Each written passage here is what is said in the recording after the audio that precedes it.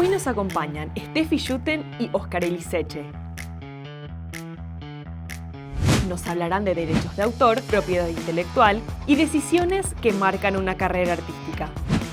Analizamos el caso de Taylor Swift y qué aprender de él.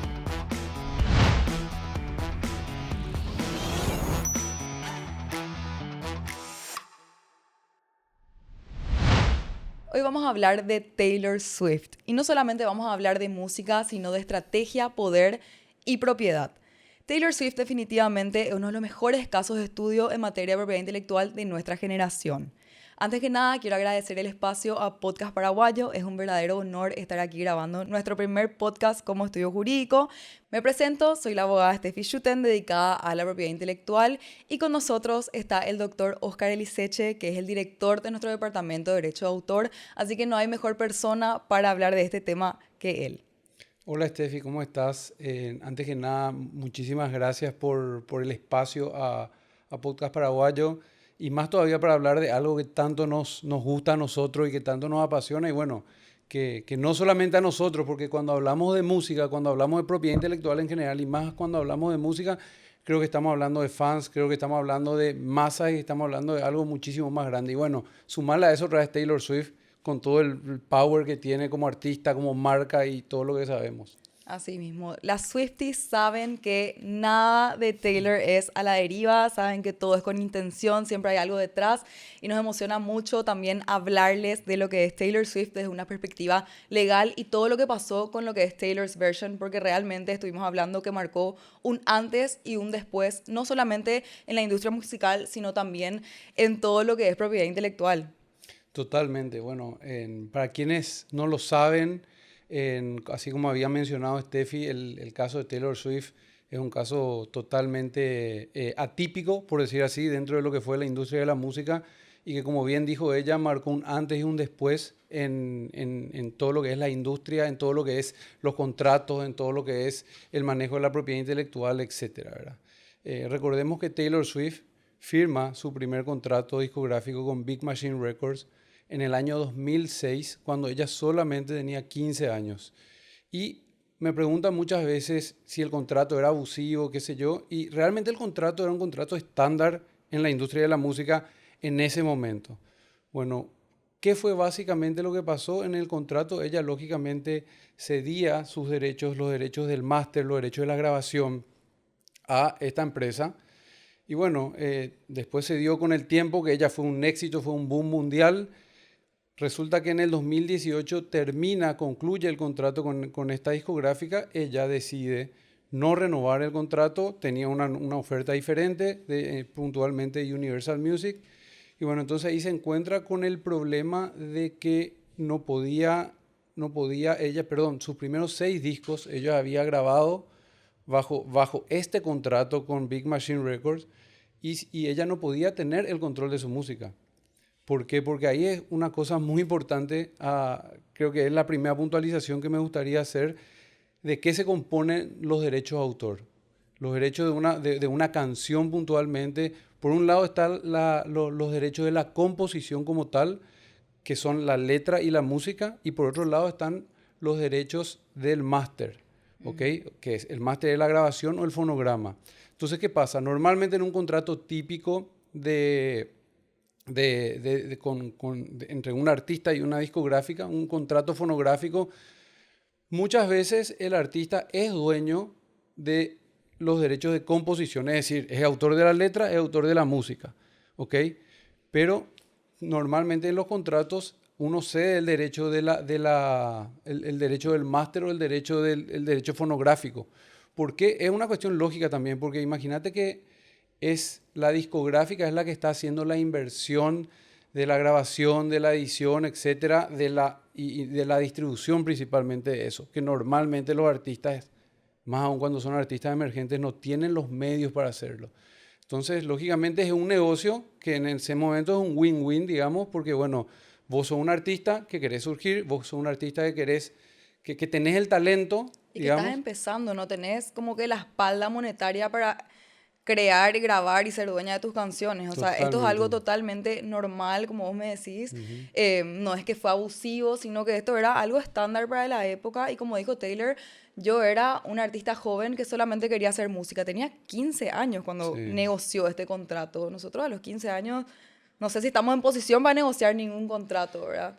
Entonces, no, es normal que no haya pensado también a futuro en qué podría haber pasado, porque tampoco se imaginó el éxito que iba a tener. Sumarle eso, ¿verdad? Yo creo que ni en el mejor de los casos ella se hubiese imaginado el éxito y el boom que iba a ser, ¿verdad? Y la repercusión no solamente mediática, sino que mundial y global que ella iba a tener, no solamente musicalmente, sino también como una figura pop a nivel mundial, ¿verdad? Bueno, resulta que entonces en ese contrato, lógicamente, como digo, es un contrato estándar, el artista normalmente conserva los derechos de autor, conserva los derechos de composición, que son la letra y la música, y normalmente la discográfica entonces es quien explota y quien tiene los derechos sobre la grabación, es decir, los derechos del máster o los derechos fonográficos. Dos derechos en una sola canción. Exacto, sí. Toda composición, por eso se llaman los derechos de composición. Los derechos de composición, como dije, son por un lado la letra, por otro lado la música, que pueden estar, pueden conjugar en una misma persona, como puede que no. Puede que yo sea un excelente, te doy un ejemplo, por ejemplo, la mayoría de los boleros de Luis Miguel en realidad no son de Luis Miguel, son de Armando Manzanero. Entonces, en ese caso particular, saliendo un poquitito del tema, Armando Manzanero es el autor de la letra, pero el autor de la música es Luis Miguel. O sea, Entonces, podrían haber más de dos inclusive. Hay podrían haber muchos más de dos. autores de diferentes ítems, por así decir, al momento de hacer una canción. O sea, puede ser otra persona la que compone, otra persona la que canta, otra persona la que Totalmente. graba, otra persona la que está autorizada a distribuir. O sea, realmente hay muchos derechos a tener en cuenta. Totalmente, bueno, por eso la gama de los derechos de autor realmente es bastante amplia y no solamente es amplia, sino que como bien dijiste, dentro de un mismo derecho, por ejemplo, dentro de lo que es la composición musical puede haber coautoría, o sea, podemos hacer juntos la música, otras dos personas pueden hacer juntas la letra, o se puede dar el caso que una sola persona haga todo Así también, mismo es. ¿verdad? Bueno, en el caso de Taylor, ella era dueña y autora de la letra y de la música. Así Ella mismo. se va a la discográfica, o bueno, viene la discográfica realmente que le descubre a ella, le ofrece un contrato y le dice, mira, vamos a grabar tus canciones, vos mantenés la propiedad, lógicamente, de la letra y de la música, nosotros vamos a ser los dueños del máster, vamos a ser el dueño de la grabación y nosotros vamos a encargarnos de explotarlo comercialmente, ¿ok? Eso significa no solamente grabar, sino, o sea, y los costos y los gastos propios que implican una grabación, sino la distribución, las licencias y un montón de cosas apareadas que lleva eso, ¿verdad? Bueno, volviendo un poquitito a la historia, como te había contado, en el medio pasa, hay un tema a tener en cuenta también que hace al final de la resolución, por eso a mí me gustaría mencionar, ¿verdad? Que es el problema que ella tuvo puntualmente con una persona de nombre Scooter Brown, que es un súper conocido manager a nivel Hollywood, Manager de Kanye West, para que tengan en cuenta. de Kanye West, de Justin Bieber, de Ariana Grande, de muchísimos artistas súper globales, ¿verdad? Bueno, y resulta que y paralelamente a eso también en el 2009 hay un suceso desafortunado para Taylor Swift, que es en la entrega de los Video Music Awards, que en el 2009 ella ganó un premio, ella sube al escenario para hacer las palabras de agradecimiento y ahí, esto es súper famoso, está en YouTube, está en todos lados, la gente se viralizó muchísimo en el momento y hasta ahora siguen apareciendo TikToks y muchos videos sobre esto, que fue cuando Kanye West irrumpió en el discurso de ella agradeciendo y básicamente le dejó mal parada ahí, dejó totalmente fuera de juego a todos y bueno, realmente fue una súper falta de respeto. Y bueno, ahí se marcó evidentemente digamos, un punto de inflexión en lo que fue la relación de Taylor Swift y en este caso Kanye West, ¿verdad? Que después, incluso en el 2016, Kanye West lanza un tema donde, no recuerdo ahora el nombre del tema, donde incluso le usaba ofensivamente, o sea, hacía alusión ofensiva a Taylor Swift, ¿verdad? ¿Qué pasa? Taylor, ¿por qué hablamos de Scooter Braun? ¿Por qué hablamos de Kanye West? Hasta acá todo bien con Big Machine, todo bien con los Masters. Entonces acá es donde empieza el bad blood, como dice Taylor Totalmente. Swift. Ella se pelea con Scooter Braun. ¿Y ahora qué pasó? Bueno, ella se pelea con Scooter Braun, ¿por qué? Justamente porque Scooter Braun era el manager de... O sea, son dos cuestiones.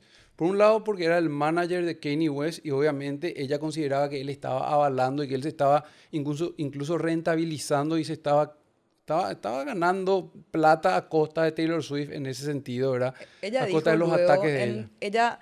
mira, antes de hacer este podcast, yo hablé con mis amigas que son súper Swifties y me enviaron todo el posteo de Tumblr de Taylor Swift cuando pasó todo esto, que es lo que vas a contar a continuación. Pero básicamente lo que dijo Taylor de Scooter Braun es que él propició el bullying online de ella con el tema de Kim Kardashian, con el tema de Kanye West, y básicamente lo que ella le acusa a él es de utilizar su poder como manager para que artistas que eran manejados por él le hagan bullying online también y sean partícipes de la peor época de Taylor Swift a nivel emocional, ¿verdad?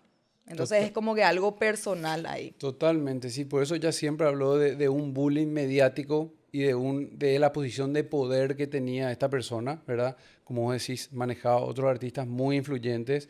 También ahí, como mencionaste, estuvo involucrada Kim Kardashian con la publicación de unos audios, supuestamente, y unos chats de Taylor Swift que después de unos años se probó que estaban editados y demás, ¿verdad? O sea, digamos fue una manipulación mediática en contra de Taylor Swift para sacarle un provecho económico.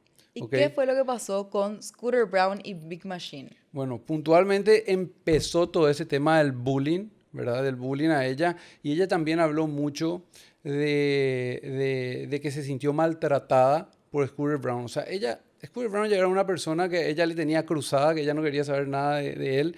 Y resulta bueno, que Scooter Braun compra Big Machine Records a través de un fondo de inversiones. Decía, no era el nombre Scooter Braun que estaba en la negociación. Un fondo de inversiones que al final resultó ser que Scooter Braun era el que adquirió a través de ese fondo de inversiones, ¿verdad? Esto obviamente no le gustó para nada a Taylor Swift. Sumado a eso, ella siempre dijo que ella trató de comprar muchas veces a Big Machine. ¿Por qué? Porque estamos hablando de que si bien su contrato con Big Machine terminó en el 2018, la cuestión es que sus primeros 6 discos ella grabó bajo ese contrato y a través de Big Machine Records. Así es. Entonces, volviendo a lo que estábamos diciendo al comienzo, si bien ella era titular y dueña y autora de la letra y de la música, Big Machine Records era el dueño del máster. Sí. Es decir, tenía el poder y el control de las canciones de Taylor Swift. ¿Entendés? Dónde se pone, dónde puede sonar, dónde no. Te puedo licenciar para una publicidad, no te puedo licenciar para una publicidad, para una película, etcétera, ¿verdad?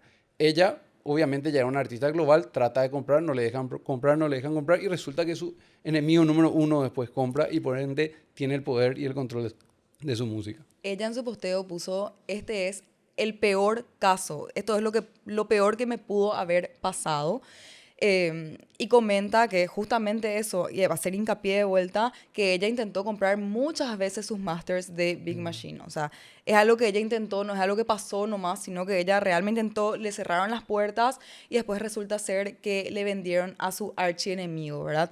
Y lo que ella también dice es que todas las veces que Big Machine llegó a escuchar algo sobre Scooter Braun de la boca de ella era cuando estaba llorando o cuando estaba aguantándose no llorar. Entonces para ella fue una puñalada al corazón que Scooter Braun sea básicamente dueño de su pasado. De todas las músicas que grabó, él decidía todo y cada vez que sonaba alguna de sus canciones anteriores en alguna película o en Spotify, estaba ganando plata Scooter Braun. Totalmente. Y bueno, todo esto fue alrededor de 2018, 2019. Pero en el 2019 realmente pasó lo que fue, a mi criterio, la gota que colmó el vaso, por así decir, y ella dijo, no, basta, tengo que hacer algo. Y fue maravilloso lo que finalmente sus asesores legales y sus abogados encontraron, ¿verdad? Pero en resumen, ¿qué fue lo que pasó? ¿Qué fue la gota que colmó el vaso que te estoy diciendo?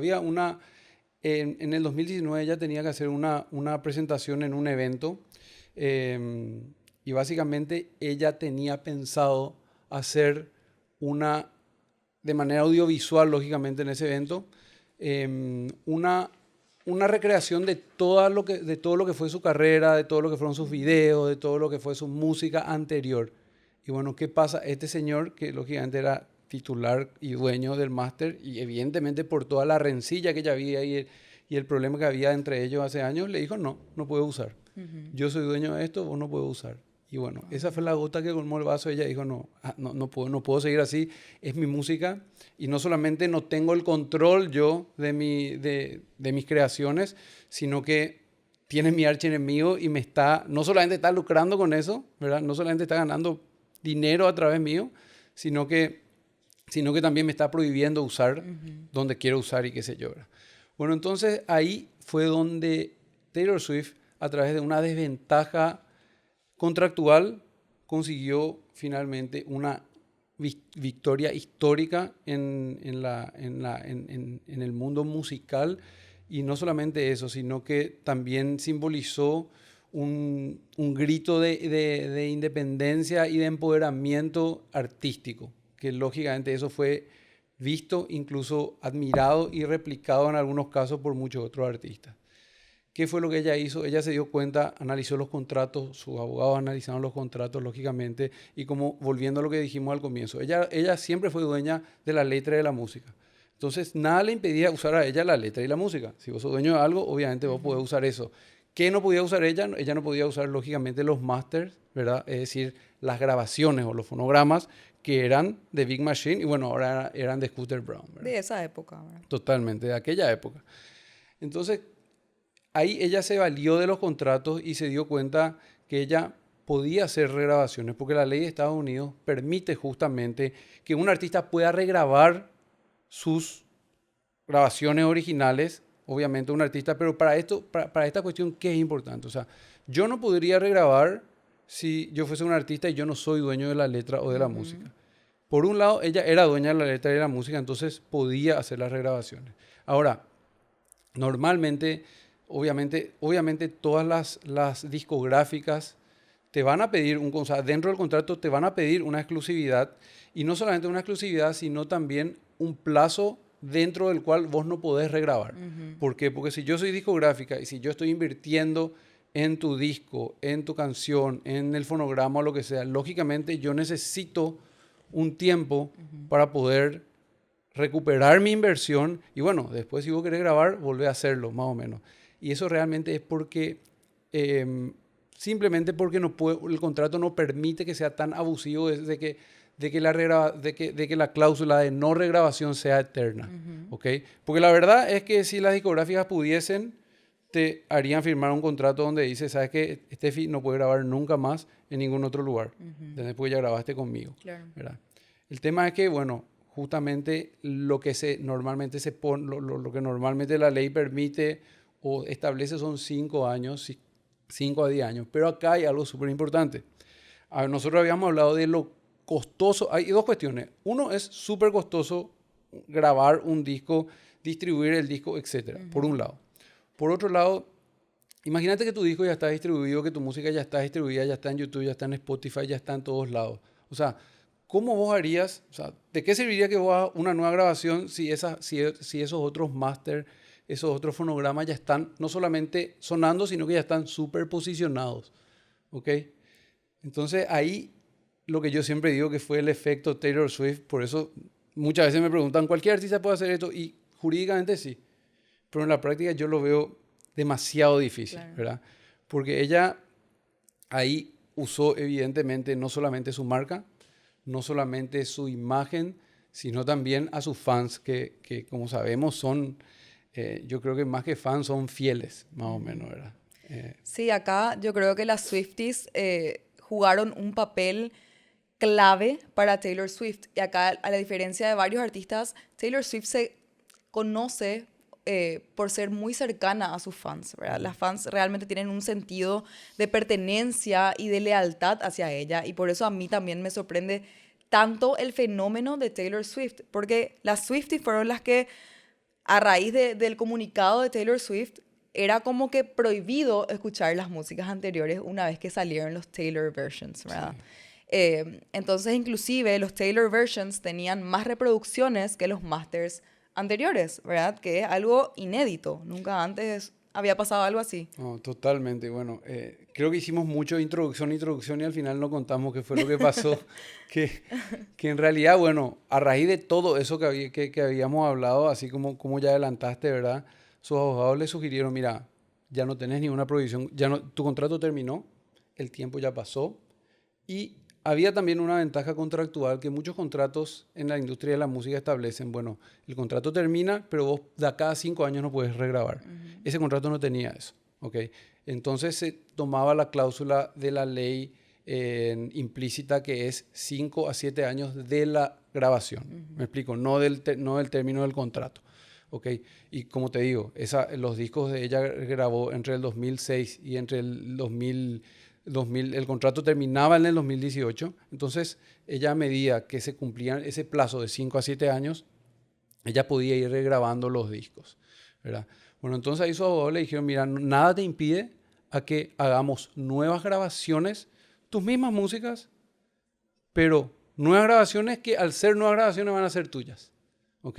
Evidentemente ella tenía que hacer la inversión, ella tenía que hacer el posicionar de vuelta los máster y de alguna otra forma hacer que nos escuche lo otro, ¿verdad? Claro. Porque lo que quiero que de repente se entienda es que cuando existen dos versiones de una misma composición musical, de una misma canción, por más que sean idénticas, por más que sean cantadas por la misma persona, ejecutadas por las mismas personas, etcétera, al ser dos grabaciones diferentes, son dos bienes jurídicos distintos, ¿ok? Entonces, lo que hizo ella fue, así como bien vos decías, empezó a regrabar sus discos bajo el eslogan de Taylor Version y también metiendo en algunos temas inéditos como también para incentivar el consumo. Y bueno, lógicamente usó todo lo que es su marca, todo lo que es su fuerza como artista y sus fans para pedirle, miren, no escuchen las versiones anteriores, escuchen estas versiones. Reemplacen las versiones anteriores por esta versión, sea en Spotify, en YouTube, en donde sea, ¿verdad? Yo me acuerdo que justamente hace unos años estaba en el auto y estaban con varios amigos y me dicen, pone Taylor Swift. Y yo entro a Spotify y pongo Taylor Swift, ¿verdad? Casi no me echan por la ventana porque no era el Taylor's version. O sea, era algo, acá en Paraguay era así, o en todo el mundo luego de los Swifties, era prohibido escuchar las anteriores. Y era, no, poné Taylor's version. Yo ni enterada estaba de todo lo que pasó. Pero justamente como mencioné, las Swifties o los Swifties marcaron, o sea, tenían un papel clave en todo lo que pasó, ¿verdad? Inclusive Taylor empezó con esto de cambiar los colores, las portadas, de poner como que incógnitas, cosas para resolver, o sea, realmente involucró mucho a lo que era el público en el lanzamiento de sus nuevos álbumes y en todo lo que hacía, ¿verdad?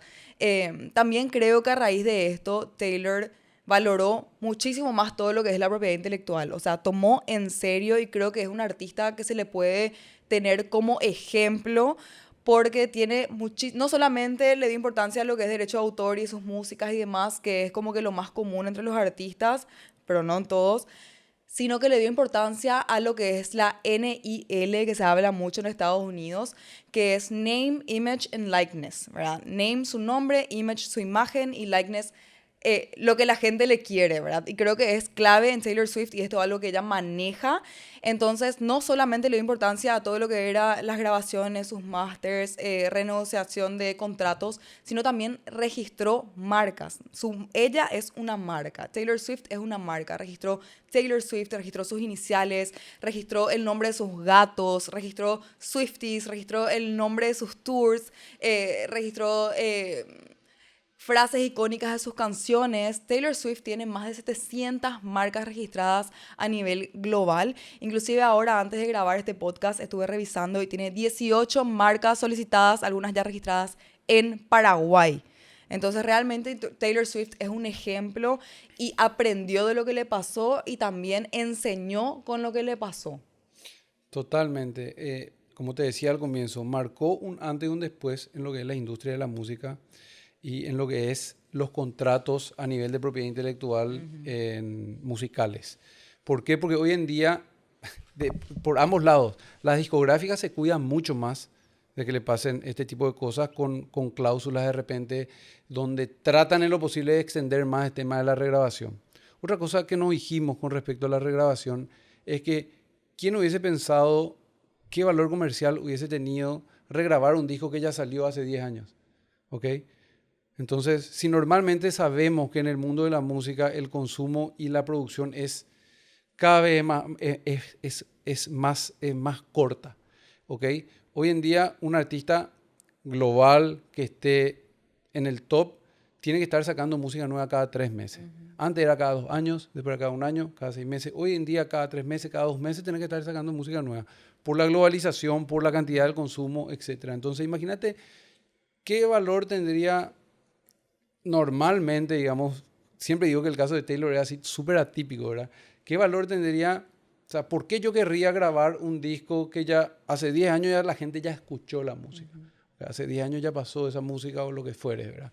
Pero sin embargo, en el caso de Taylor, bueno, obviamente nos damos cuenta que revolucionó todo. Como te digo, cambió tantas cosas, no solamente de parte de las discográficas que hoy en día tratan de cubrirse mejor con sus contratos de estas eventuales regrabaciones, sino también del lado de los artistas, ¿verdad? Que dicen, espera un poco, voy a firmar un contrato, ¿qué estoy cediendo? ¿Qué no estoy cediendo? O sea, es como que también es importante que los artistas se den cuenta de tratar de tener de cierta forma, o si no va a tener, ser consciente que está cediendo el control desde el comienzo, ¿entendés? Porque hoy en día, más con la globalización, más con las redes sociales, vos podés pegar de la noche a la mañana, ¿entendés? No hace falta hacer una carrera tradicional que era lo que como tenía que hacer un músico hace 20, 30 o 40 años. Sí. Hoy en día, de estar en tu casa, al día siguiente puedes ser una estrella global. También algo que quiero destacar de Taylor Swift y su equipo es que ella mostró que los artistas también pueden utilizar la ley a su favor y los contratos a su favor, que siempre se ve a la inversa, ¿verdad? Se ven muchos artistas que no pudieron recuperarse del abuso o de las negociaciones que hicieron previamente con discográficas. Tengo entendido que Michael Jackson sufrió de esto, a él nunca se le ocurrió regrabar nada. Entonces realmente Taylor Swift muestra un sí se puede, los artistas sí podemos, y realmente mostró como que una figura demasiado empoderada que inspira a artistas, nos inspira a nosotros los abogados, inspira también a las discográficas a protegerse mejor, ¿verdad? Y también da mucho poder a los fans, ¿verdad? Que creo que, como dije varias veces, marcaron la diferencia en esta situación. No, totalmente. Bueno, la verdad que ya que mencionas, hay muchísimos casos, tal vez podemos hablar en otros capítulos del podcast, pero está el caso de Michael Jackson, que estabas mencionado. También Michael Jackson con Paul McCartney, porque también Michael Jackson compró el catálogo de los Beatles en su momento y le quitó el poder a Paul McCartney. Paul McCartney, hay un caso parecido, Paul McCartney quería comprar su catálogo, no podía comprar, Michael Jackson compró. Con el condimento de que Paul McCartney era, digamos, el padrino de Michael Jackson, padrino musicalmente, y una vez en una reunión de amigos, Paul le cuenta a Michael y le dice, mira, este es un negocio top, comprar catálogo de otros artistas. El otro escuchó y se fue y compró el suyo. Compró el suyo, imagínate. Pero es un tema ya para profundizar en otro. Después hay otro tema súper importante que tal vez no es tan parecido a este, pero es el tema de Prince. Prince es considerado el artista más prolífico en la historia de la música contemporánea. Es decir, el tipo... ¿Cuál fue el problema con sus disqueras? Si te cuento rápido, fue que, por ejemplo, su contrato decía, en 5 años tenés que grabarme 5 discos. Y el tipo hacía música, tenía música para grabar 15 discos en esos 5 años. El tipo era una máquina de producción. Pero ¿qué pasa? Ahí la disquera decía, no, espera, yo no me das el tiempo para posicionar, para recuperar la plata, para recuperar la inversión. Entonces, ese caso particularmente es un caso de control creativo. Se le llama dentro del mundo del derecho de autor y de la propiedad intelectual. Y Prince luchó mucho para recuperar el control creativo al punto que, bueno, como te digo, hablemos en otro capítulo, pero hasta tuvo que cambiar su nombre artístico para poder hacer eso. Sí. Realmente, como dije, son cosas que pasan, que no se habla mucho. Generalmente los fans ven los shows, ven la parte divertida de los artistas, pero no ven este detrás de escenas, esta parte, este análisis legal de todo lo que le puede pasar, estas limitaciones, mala negociación de contratos, ya sea por inexperiencia o por mal asesoramiento. Entonces, realmente Taylor Swift es un caso bastante estudiado ahora por nosotros los abogados dedicados a la propiedad intelectual, porque es algo inédito, es algo sorprendente, algo muy inteligente y es digno de hablar y estudiar, ¿verdad? Totalmente. Y mira, como lección nos puede quedar que evidentemente crear no es suficiente. Lo importante es ser dueño, aparte de crear. Y también que la propiedad intelectual no es un papel nada más. Es poder, es libertad y obviamente es dinero. Así mismo. Claro, porque si no te proteges legalmente es como que estás desnudo. Sí, Realmente es demasiado importante protegerse de manera legal, registrar tus marcas, hacerte cargo de cómo está la situación del derecho de autor de tus obras, ¿verdad? Entonces, estamos nosotros para asesorarte en Shooting Asociados. Acá estoy muy feliz de incorporar a Oscar al equipo con nuestro departamento de derecho de autor. Es algo que antes no teníamos y él es clave asesorando artistas como para que sean dueños de sus obras y no les pase lo que le pasó a Taylor Swift. así mismo. Y acá vimos cómo Taylor Swift pasó de ser una joven artista con poca experiencia a ser una estratega en el ámbito de la propiedad creativa. Muchísimas gracias por vernos y ojalá nos vemos en una próxima ocasión.